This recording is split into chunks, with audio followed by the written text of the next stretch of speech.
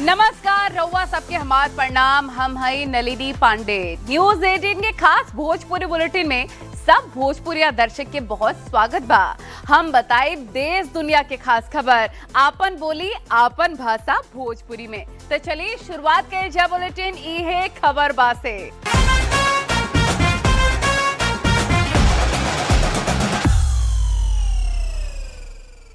बिहार चुनाव में हार के बाद जमा खेसारी लाल यादव राजनीति से संन्यास लेवे के बाद कह चुकल बाड़न उन्हें दूसरा और बीजेपी खातिर अहम भूमिका निभावे वाला भोजपुरी सिनेमा के पावर स्टार पवन सिंह के राज्यसभा जाए के रास्ता साफ हो गइल बा। बीजेपी सांसद मनोज तिवारी कहले बाड़े कि अब समय आ गइल बा कि रवि किशन निरहुआ और मनोज तिवारी के बाद पवन सिंह भी संसद में पहुंच के पार्टी के शोभा बढ़ावे वाला बाड़न। देखिए रिपोर्ट।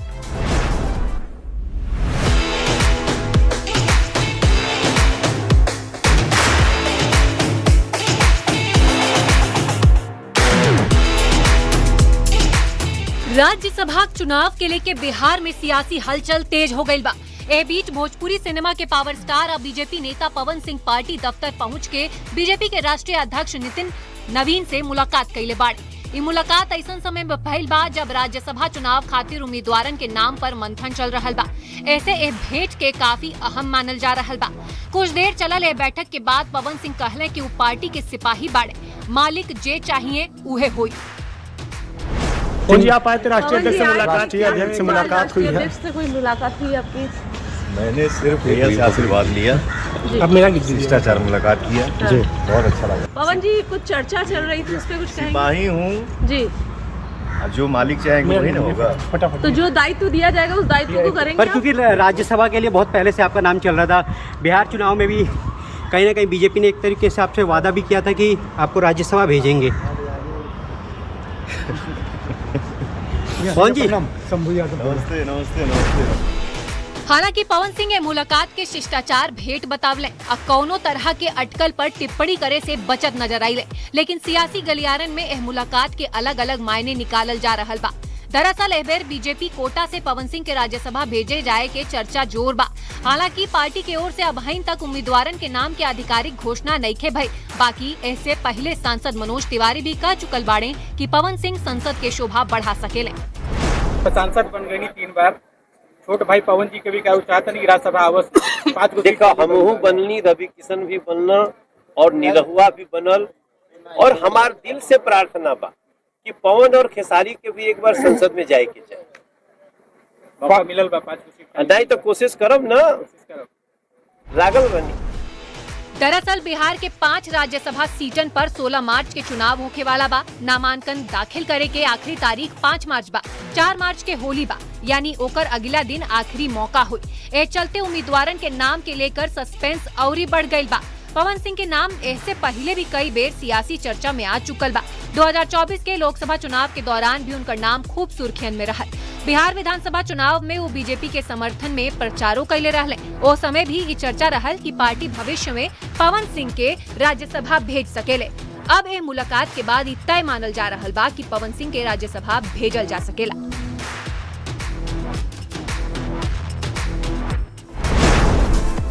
भोजपुरी सिंगर निशा उपाध्याय और स्टेज एंकर मुकेश राय के बीच विवाद आगे बढ़ गई बा।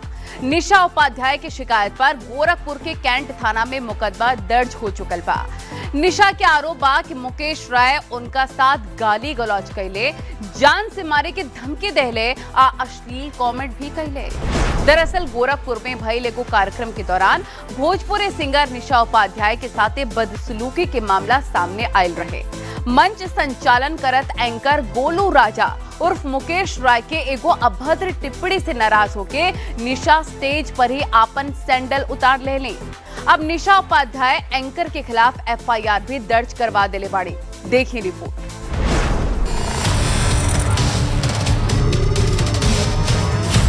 गोरखपुर में स्टेज शो के दौरान भोजपुरी सिंगर निशा उपाध्याय और स्टेज होस्ट के बीच भइल विवाद अब बढ़त जा रहल बा। निशा उपाध्याय इस मामले में स्टेज एंकर गोलू राजा उर्फ मुकेश राय के खिलाफ FIR दर्ज करवा चुकल बाड़ी। फिलहाल पुलिस पूरा मामला के जांच में जुटल बा। जायका द्वारा यह एप्लीकेशन दी गई है कि 21 तारीख को एक कार्यक्रम के दौरान मंच पे जो कंपेयरिंग कर रहे थे उनके द्वारा इन पर कोई अपमान टिप्पणी की गई। इस प्रकरण में हमें तहरीर प्राप्त हुई है, इसमें जांच करके अगली कार्रवाई की जाएगी। दरअसल गोरखपुर में स्टेज शो के दौरान मंच संचालक गोलू राजा कुछ ऐसन बोल देहले जेकरे बाद निशा उपाध्याय गुस्सा से लाल हो गयी। निशा सैंडल से मार के कोशिश कई। निशा के आरोप बा कि गोलू राजा ऐसन शब्द बोल देहले जे ना तो बर्दाश्त कर पाई है ना ही वहाँ मौजूद पब्लिक। निशा के कहना बा कि एंकर उनसे पूछ लें आपका रेट क्या है। साथ ही साथ उनकर बॉडी, शादी और गायकी के लेकर भी कमेंट कर चुकल रहले। पता नहीं उसको मेरे से क्या दिक्कत है और आए दिन वो ऐसे ही मतलब ऐसे सबके साथ वो इसी तरीके से करता है, लेकिन मेरे साथ उसको क्या ऐसी दुश्मनी है जबकि मुझे उससे कोई लेना देना भी नहीं है। मंच पे बहुत सारी अभद्र टिप्पणी करना मेरे बारे में, मेरी गायकी को लेकर के, मेरे बॉडीज़ को लेकर के, एक औरत को लेकर के। तो मैं बस यही चाहती हूँ कि बाबा गोरखनाथ की धरती पे और योगी आदित्यनाथ जी के जगह पे हूँ, तो बस मैं एक ही चीज़ चाहती हूँ कि एक महिला का बात सुने और हम इस चीज़ को कार्रवाई करें। दरअसल सिंगर निशा गोरखपुर में एक शादी समारोह में लाइव परफॉर्मेंस खातिर तैयार हो रहल बाड़ी। ओ घड़ी एंकर उनका रेट से लेकर कमेंट कर देले। ए बात से नाराज होकर निशा गुस्से में स्टेज पर आ गई नी और लाइव शो के दौरान एंकर पर सैंडल चला देहली। ए दौरान एंकर गोलू राजा और मुकेश राय भी सिंगर के मारे खातिर दौड़े। मौके पर मौजूद लोग बीच बचाव करके दोनों के शांत करवैले। फिलहाल पुलिस पूरा मामला के जाँच कर रहल बा।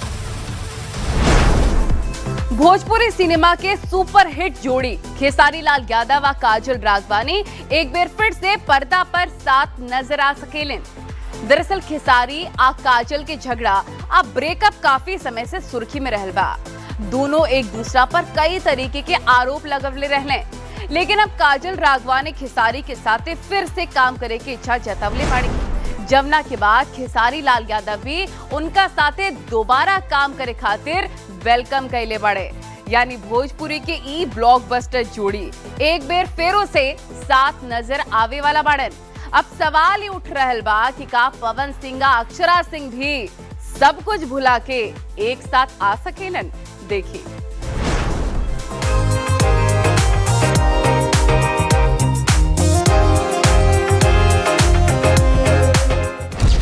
काजल राघवानी और खेसारी लाल के जोड़ी का बहन भोजपुरी सिनेमा के सबसे सुपर हिट जोड़ियन में गिनल जात रहे, लेकिन कुछ दिन पहले दोनों के बीच भइल विवाद के बाद ये जोड़ी टूट गई।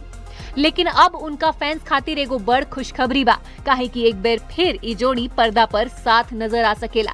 दरअसल खेसारी लाल यादव काजल राघवानी के लेके कहले कि अगर स्क्रिप्ट दमदार होके आ काम के माहौल बढ़िया होके तो उनकरा काजल के साथ फिर से स्क्रीन शेयर करे में कोनो आपत्ति नहीं है। अगर काजल साथ काम करत चाहत बाड़ी तो उनकर स्वागत बा। काजल राघवानी ने कहा है कि मैं खेसारी लाल यादव के साथ फिल्म करना चाहती हूँ, क्या आप फिल्म कीजिएगा उनके साथ? नहीं, मैंने तो नहीं सुना है कि उन्होंने कहीं कहा है। हो सकता है आप लोगों ने सुना होगा, क्योंकि उन्होंने ही पहले मना किया था कि नहीं मैं आजीवन उनके साथ काम नहीं करूंगी। तो शायद अब उनका अपना विचारधारा हो बदल गया हो, या अब क्या सिचुएशन था नहीं पता, बट वेलकम है। अगर वो करना चाहती है तो मैं किसी को मना करने वाला कौन होता हूँ। दरअसल भोजपुरी एक्ट्रेस काजल राघवानी हाल ही में एगो इंटरव्यू में कहले रहली कि वो खेसारी लाल यादव के साथ दोबारा काम करे चाहत बाड़ी। काजल राघवानी के बयान पर खेसारी लाल यादव अपन प्रतिक्रिया देहले। भोजपुरी सुपरस्टार कहले कि वो ऐसन कौनो बहुत बड़ स्टार नहीं थे कि केहू के काम करे से मना कर दी, क्योंकि उन्होंने ही पहले मना किया था कि नहीं मैं आजीवन उनके साथ काम नहीं करूंगी। तो शायद अब उनका अपना विचारधारा हो बदल गया हो, या अब क्या सिचुएशन था नहीं पता, बट वेलकम है। अगर वो करना चाहती है तो मैं किसी को मना करने वाला कौन होता हूँ। काजल राघवानी के साथ गठबंधन बनेगा? मैं इतना बड़ा नहीं हूँ कि मैं किसी कलाकार को कह दूं कि नहीं इसके साथ नहीं। काजल राघवानी और खेसारी लाल एक समय पर बैक टू बैक कई गो फिल्म में साथ काम कैले रहले, जैसे पवन सिंह के साथ अक्षरा सिंह नजर आवत रहली आ निरहुआ के साथ आम्रपाली दुबे। ठीक वही तरह खेसारी के हर दूसर फिल्म में काजल राघवानी रहत रहली।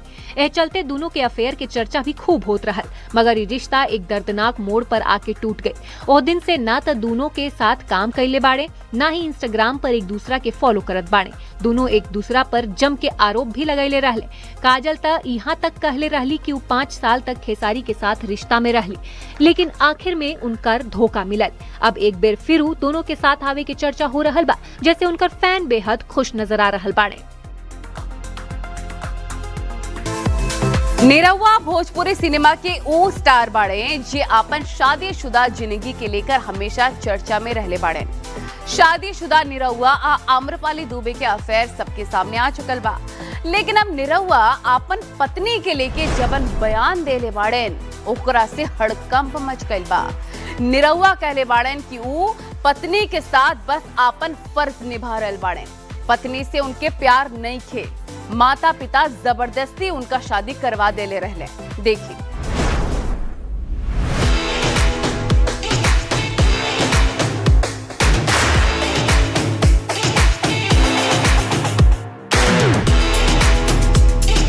भोजपुरी स्टार दिनेश लाल यादव उर्फ निरहुआ अपन पर्सनल लाइफ के चलते अक्सर खबरन में रहेलन। खास तौर पर आम्रपाली दुबे के साथ उनका रिश्ता के लेके लगातार सवाल उठत रहल बा। हालांकि निरहुआ हर बेर आम्रपाली के साथ अफेयर से इनकार कइले बाड़े, लेकिन कई मौका पर वो खुद के आम्रपाली के अपन पत्नी भी बता चुकल बाड़े। लेकिन अब निरहुआ अपन पत्नी के साथ रिश्ता के लेके खुल के बात कइले बाड़े। एगो इंटरव्यू के दौरान निरहुआ कहले कि उनका आज तक अपना पत्नी से प्यार ना हो पावे। दरअसल निरहुआ के शादी मनसा देवी से भइल बा। निरहुआ 2 बेटन के पिता बाड़े। अब निरहुआ पत्नी और प्यार के लेकर खुल के बात रखे। निरहुआ कहले कि हम अपन बेटन से कहले बानी कि तू लोग शादी भी अपना मर्जी से करिहा। हमार पेरेंट्स जबरदस्ती हमार शादी करवा देले। हम कहत रहनी कि हमरा कुछ करे दी, कुछ बने दी। ओ बात के मलाल आजो हमरा बा। निरहुआ कहले कि जीवन साथी ऊ होके के चाही जेकरा से रहुआ प्यार करे, लेकिन ई हमरा साथ ना हो पावे। निरहुआ कहले हम अपन बच्चन से ई भी बतवले बानी कि हमरा उनकर माँ से प्रेम ना हो पावल। ई बात हम अपन पत्नी से भी कह चुकल बानी कि हमरा कब्बो उनसे प्यार ना भइल। हाँ, ई फर्ज जरूर बा कि माँ बाप शादी करवा देहले तो ऊ फर्ज निभा रहल बानी। ए बात के गिल्ट भी हमरा होला। ये वजह बा कि हम अपन बच्चन के साथ ऐसा ना करब, ना तो उनकरा जबरदस्ती कुछ करब, ना ही उनका आदेश दे। दरअसल निरहुआ आम्रपाली दुबे के जोड़ी भोजपुरी इंडस्ट्री के सुपरहिट जोड़ियन में गिनल जाला। फिल्म से लेके वीडियो एल्बम और स्टेज शो तक की जोड़ी हर जगह धमाल मचावेला। करीब 12 बरस से दोनों एक दूसरा के करीबी मानल जात रहल बाड़े। ए वजह से निरहुआ आम्रपाली के रिश्ता पर लगातार सवाल उठत रहल बा। अब जब निरहुआ खुद कह देले कि ऊ अपन पत्नी से प्यार न कर पइले त ई मामला अब तूल पकड़ लिहले बा। भोजपुरी एक्ट्रेस आ singer Akshara Singh social media पे काफी एक्टिव रहेले।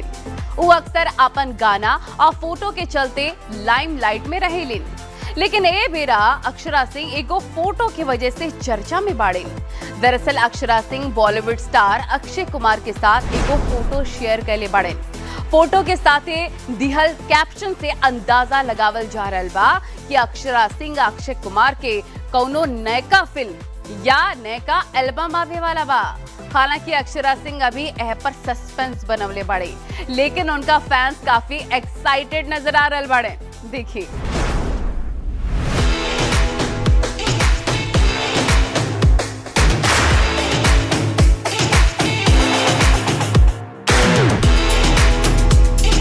भोजपुरी सिनेमा के ब्यूटी क्वीन अक्षरा सिंह अब बॉलीवुड के खिलाड़ी यानी अक्षय कुमार के साथ धमाल मचावत नजर आ सकेली। दरअसल अक्षरा सिंह बॉलीवुड स्टार अक्षय कुमार के साथ एक फोटो शेयर कइले बाड़ी। ए फोटो के साथ लिखल कैप्शन पढ़ के फैंस अटकल लगावे लागल बाड़े कि शायद अक्षरा सिंह अक्षय कुमार की कोनो नई फिल्म आवे वाली बा। ए तस्वीर में अक्षरा सिंह नीला रंग के ड्रेस में नजर आ रहल बाड़ी, जबकि अक्षय कुमार हरियर रंग के शर्ट पहनले बाड़े और माथा पर कैप लगावले बाड़े। ए पोस्ट के साथ अक्षरा लिखले बाड़ी, जब खिलाड़ी के मुलाकात मृगनयनी से हो जाला आ कहानी अभइन बाकी बा। बड़ा सरप्राइज लोड हो रहल बा। ए पोस्ट में अक्षरा सिंह अक्षय कुमार के भी टैग कइले बाड़ी। अक्षरा सिंह के ए पोस्ट पर लगातार यूजर्स के कमेंट आ रहल बा। कुछ यूजर्स अटकल लगा रहल बाड़े कि शायद दोनों कौनो फिल्म के साथ काम करे वाला बाड़े, तो कुछ यूजर्स के कहना बा कि हो सकेला कौनो नया गाना में इस जोड़ी नजर आवे। रउआ लोग के बताई कि अक्षरा सिंह आजकल अपन होली स्पेशल सॉन्ग होली पे चले गोली के लेकर भी सुर्खियन में बाड़ी। उनकर ये नया गाना सोशल मीडिया पर खूब धमाल मचा रहल बा। ए गाना में अक्षरा सिंह के साथ बॉलीवुड एक्टर वरुण शर्मा नजर आ रहल बाड़े। दोनों के बीच शानदार केमिस्ट्री देखे के मिल रहल बा। गाना में मस्ती, रंग आ जोश भरपूर नजर आवेला, जे दर्शकन के झूमे पर मजबूर कर देला। अक्षरा सिंह ए गाना के इस साल के सबसे बड़ा होली धमाका बतवले बाड़ी। एके अलावा अक्षरा सिंह अपन कुकिंग ब्लॉग के चलते भी चर्चा में बाड़ी। वो अपन माई बाबूजी के साथ चटर पटर नाम से नया ब्लॉग शुरू कैले बाड़ी। लेकिन इस समय सबसे ज्यादा चर्चा अक्षरा सिंह अक्षय कुमार के उस फोटो के हो रहल बा जौन अक्षरा सिंह इंस्टाग्राम पर शेयर कैले बाड़ी।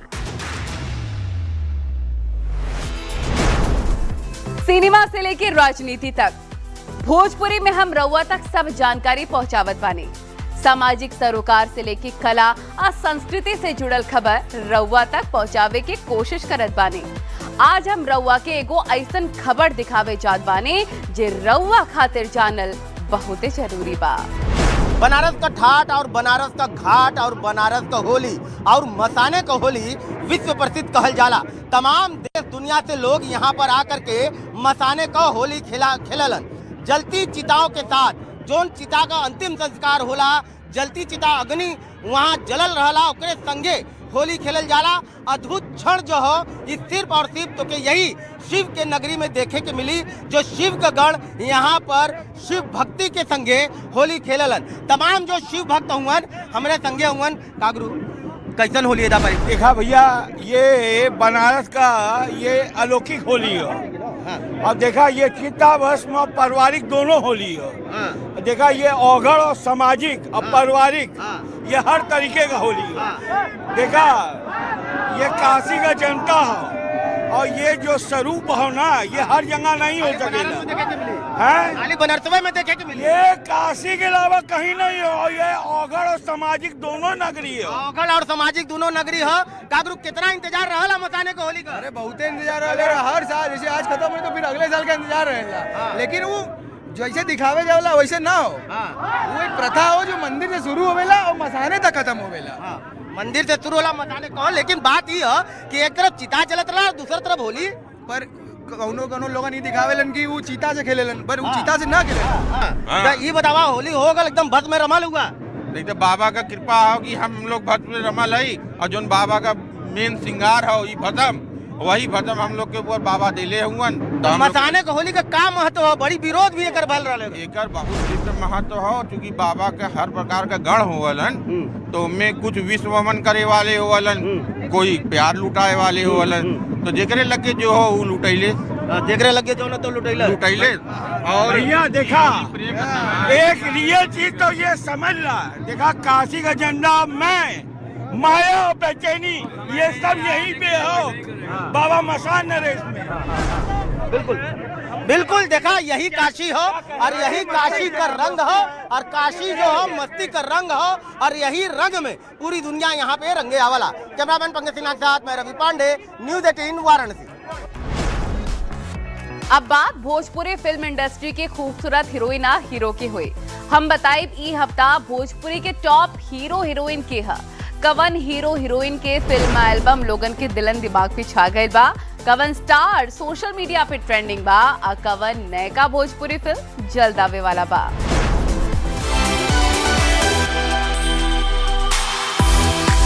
का रउआ जानत बानी कि ये हफ्ता भोजपुरी के नंबर 1 स्टार के बा? आई रउआ के बताई। सबसे पहले टॉप हीरोइन की बात। भोजपुरी इंडस्ट्री ए वक्त होली के रंग में रंगल बा। ई हफ्ता खेसारी लाल साथे आयल रक्षा गुप्ता के वीडियो एल्बम होली बाद आके खूब धमाल मचा रहल बा। एह गाना में रक्षा गुप्ता खेसारी के जोड़ी लोगन के दीवाना बना रहल बा। ई हफ्ता टॉप हीरोइन के लिस्ट में रक्षा गुप्ता नंबर 5 पर बाड़ी। नंबर 4 भोजपुरी के टॉप हीरोइन में से एक माही श्रीवास्तव के ये हफ्ता जबरदस्त धमाका देखे के मिल रहल बा। उनकर होली के सैड सॉन्ग होली में घर आइबा की ना लोगन के खूब पसंद आ रहल बा। एकरा अलावा माही श्रीवास्तव के 3 स्टार बहुरिया फिल्म के धांसू ट्रेलर धमाल मचवले बा। साथ ही उनकर फिल्म केवट के शूटिंग भी जल्दी शुरू होखे वाला बा। ये हफ्ता माही श्रीवास्तव टॉप हीरोइन के लिस्ट में नंबर 4 पर बाड़ी। नंबर 3 भोजपुरी के ब्यूटी क्वीन अक्षरा सिंह के हफ्ता जबरदस्त लहर देखे के मिलल बा। उनकर गाना होली में चले गोली ए वक्त धमाल मचावता। साथ ही अक्षरा सिंह के अक्षय कुमार साथे फोटो के खूब चर्चा हो रहल बाटे। ई हफ्ता टॉप हीरोइन के लिस्ट में अक्षरा सिंह नंबर 3 पर बाड़ी।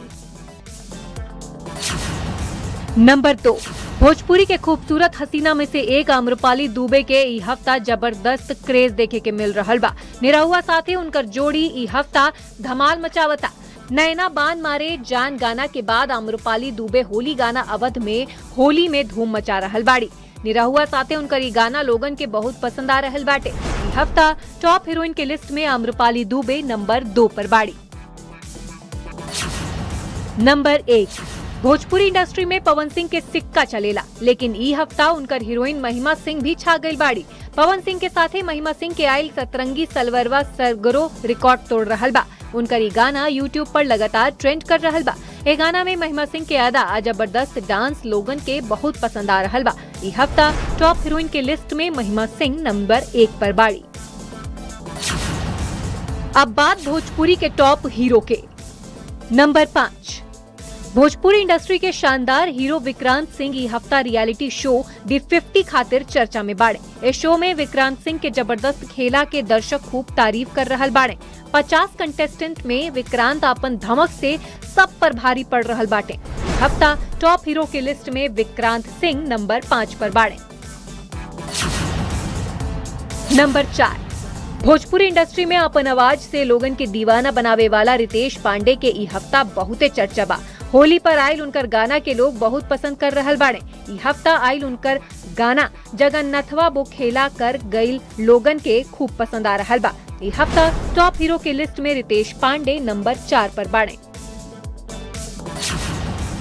नंबर 3 भोजपुरी इंडस्ट्री के जुबली स्टार दिनेश लाल निरहुआ ई हफ्ता चर्चा में बाड़े। आम्रपाली साथे आयल उनकर रोमांटिक गाना नैना बाण मारे जान लोगन के दीवाना बनवले बा। साथे होली पर आयल उनकर गाना अवध में होली एह वक्त धमाल मचवले बा। ई हफ्ता टॉप हीरो के लिस्ट में निरहुआ नंबर 3 पर बाड़े। नंबर 2 भोजपुरी के ट्रेंडिंग स्टार खेसारी लाल यादव के ई हफ्ता तहलका देखे के मिल रहल बा। खेसारी के एक के बाद एक होली गाना ई वक्त धमाल मचवले बा। चोली भीज जाता होलिया में गर्दा होई के बाद ई हफ्ता आयल उनकर गाना होली बाद आके जबरदस्त धमाल मचा रहल बा। ए गाना में रक्षा गुप्ता साथे उनकर जोड़ी जबरदस्त बा। ई हफ्ता टॉप हीरो के लिस्ट में खेसारी लाल नंबर 2 पर बाड़े। नंबर 1 भोजपुरी के पावर स्टार के भौकाल जारी बा। ई हफ्ता आयल उनकर सुपरहिट होली सॉन्ग सतरंगी सलवरवा धमाल मचवले बा। रिलीज होते ही गाना वायरल हो गई। अब तक यह गाना के यूट्यूब पर 12 मिलियन से ज्यादा व्यूज बा। ए गाना में पवन सिंह के साथे हीरोइन महिमा सिंह के केमिस्ट्री जबरदस्त बा। होली पर आयल ई गाना जबरदस्त धमाल मचा रहल बा। ई हफ्ता टॉप हीरो के लिस्ट में पवन सिंह नंबर 1 पर बाड़े। तो रउआ आज खातिर इतना ही, लेकिन हर हफ्ता शनिवार और रविवार रउआ से फिर मुलाकात हुई यही वक्त पर यही चैनल पर। रउआ के कवन खबर बढ़िया लागल, कवन खबर आप देखे के चाहें, हमरा एक्स अकाउंट के जरूर फॉलो करी और वहाँ जाके जरूर बताई। तब तक खातिर प्रणाम।